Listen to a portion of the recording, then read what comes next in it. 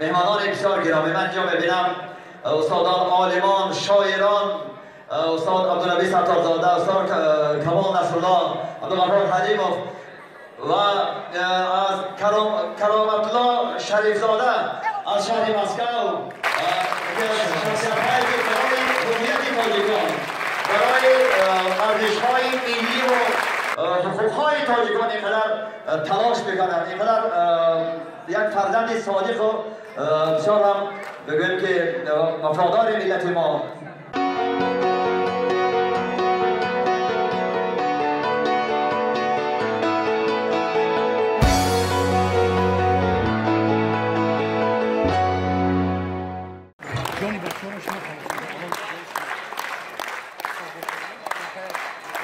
مادران و خواهران گرانقدر، برادران نهایت ارجمند، استادان گرامی، اهل هنر، اهل ادب که امروز اثر اخلاص و احترام آمده اید و این تالار و بزم هنر گلپری بانو و علیشیر جان عزیز صفا آوردید، با حضور خود قدر مهر، قدر محبت، صمیمیت آوردید و این غلبه است.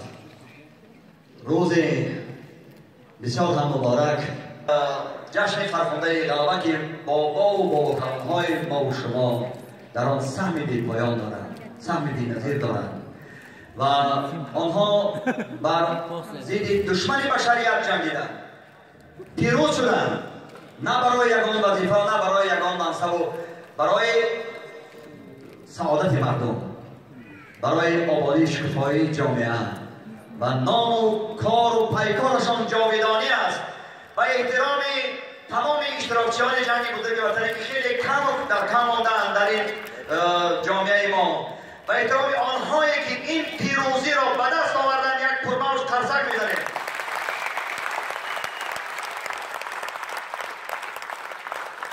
تشکر میکنیم از علیشیر جان و گلپری که در همین روز جشن غلبه بی‌نظیر بر دشمن بشریت محفل ایجادی خود را، بزم هنری خود را آراستند که ما یاد گذشتگان کنیم و با یاد امروز و برای فردا لیکن امید و آرمان‌هایمان را عملی سازیم.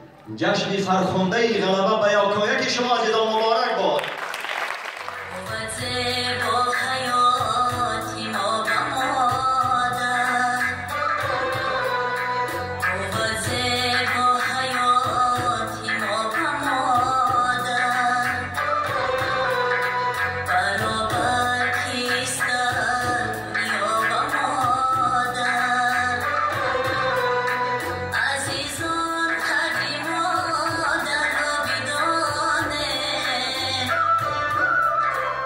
Azizun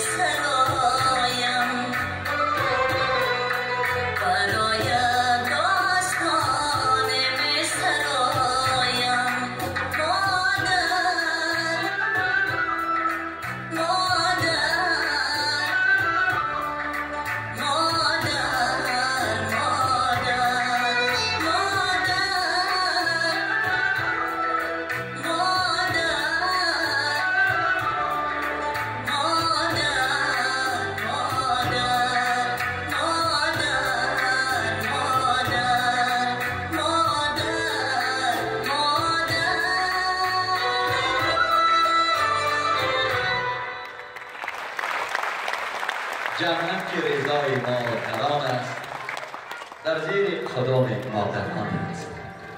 تشکر.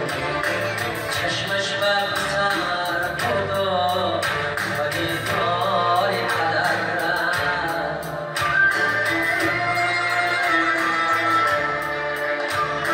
چشم از همه جا بستا و دنیای دیگر رفت،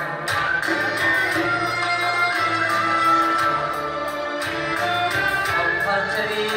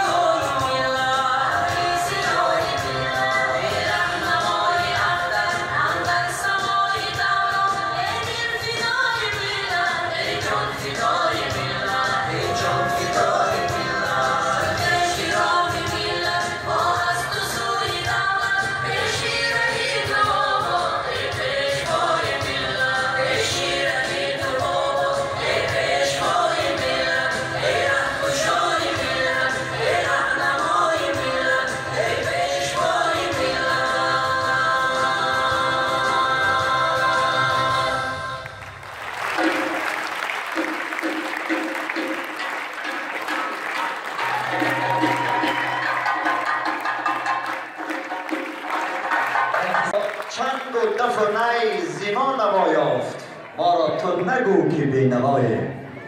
علیشیر قناعتزاده و گلپری عارف و امروز این جشن ظفر را برای ما و شما باز هم فرخنده‌تر، باز هم زیباتر، باز هم دلپسندتر کردند.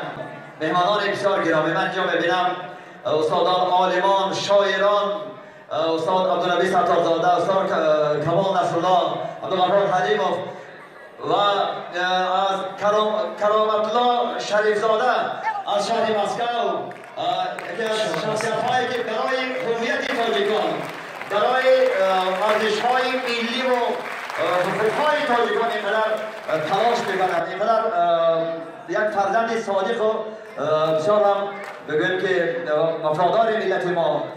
از تشریف همه عزیزان خیلی شاد و سرفراز هستیم. امروز شما بودید که آمدید این مجلس آنسا بسیار هم گرم و روشن باشید و یکایک شما را بار دیگر از نام ریاست فیلارمون دولتی تاجیکستان به نام اکاشریف جورایف صمیمانه با این عید ظفر تبریک و تهنیت میگویم. ادا هر روزتان روز ظفر باد، هر روز در خاندان یکایک شما فقط پیروزی باد.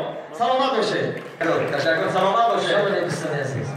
این بهار و این همه زیبایی و این همه آبادی ها، این همه شکوفایی ها، این صلح و وحدت، این آرامی و آسودگی و این ظفر و پیروزی ها مبارکتان باد عزیزان. خدا یارتان. سلام.